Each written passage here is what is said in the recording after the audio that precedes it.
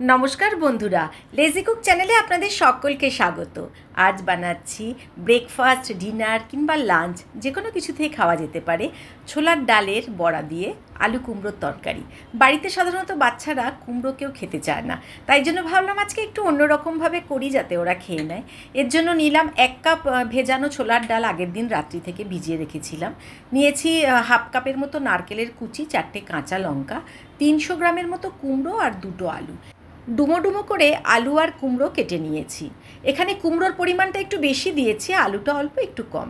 এবার একটা মিক্সিং জারের মধ্যে ওই হাফ কাপ নারকেলের কুচি, 4টে কাঁচা লঙ্কা আর ছোলার ডাল খুব ভালো করে পেস্ট করে নিলাম।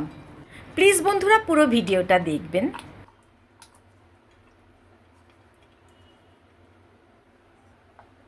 খুব ভালো করে পেস্ট করে ওটাকে আমি আরও একটা বোলের মধ্যে ঢাললাম।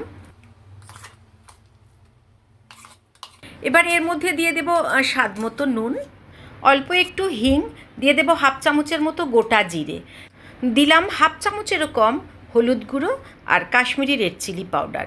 আমার কাছে একটা ভাজা মশলা করা থাকে জিরে আর ধনে, আমি অল্প ভেজে গুঁড়ো করে রাখি, সেই মিশ্রণ থেকে আমি হাফ চামচেরও কম এর মধ্যে দিয়ে দিলাম।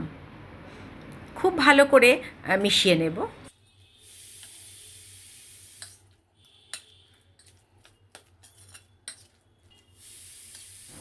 এবার গ্যাসে কড়াই চাপিয়ে বেশ পরিমাণ মতো সর্ষের তেল দিলাম, কারণ পুরো ডালের মাখা থেকেই আমি বড়াটা করে নেব।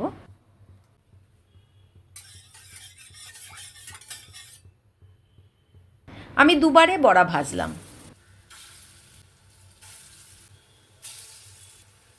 এই বড়াগুলো শুধু শুধুও খাওয়া যায়, কিংবা তরকারির মধ্যে দিলে তো অপূর্ব লাগেই। উল্টে পাল্টে খুব ভালো করে গ্যাসের ফ্লেমটাকে মাঝারি রেখে আমি বড়াগুলোকে ভাজবো, যাতে ভেতরে কাঁচা না থাকে, পুরো বড়াটাই যাতে ক্রিস্পি হয়।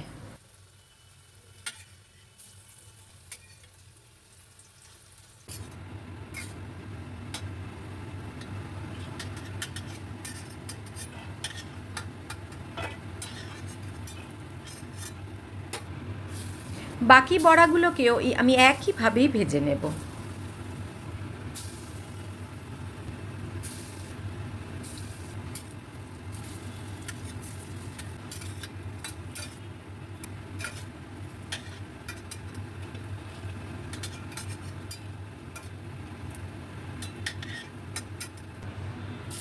বড়া সব ভাজা হয়ে গেছে। এবার এই তেলের মধ্যেই আমি একে একে আলু ভাজবো, তারপর কেটে রাখা কুমড়োও ভেজে নেব।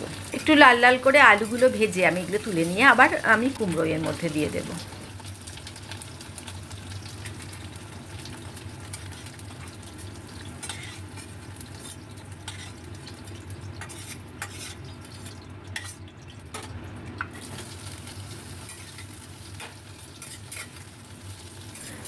কুমড়োগুলোকেও আমি একটু লাল লাল করে ভেজে, কড়া করে ভেজে তুলে নেব।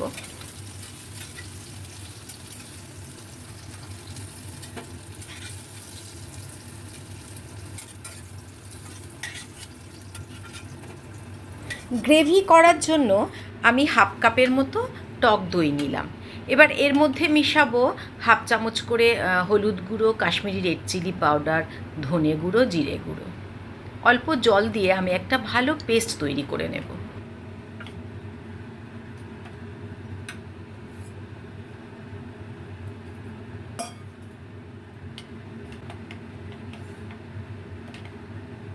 কড়াইতে আর তেল দেব না, যা তেল ছিল ওর মধ্যেই ফোড়নে দিলাম আবারও হাফ চামচের মতো গোটা জিরে। এবার এই দই, মশলা মাখানো দইটা আমি পুরো দিয়ে দিলাম।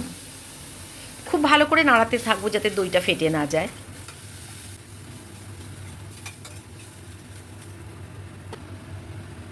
দিয়ে দিলাম স্বাদ মতো নুন আর স্বাদ মতো চিনি। নিরামিষ রান্না, আমি এখানে হাফ চামচের একটু বেশি চিনি দিলাম।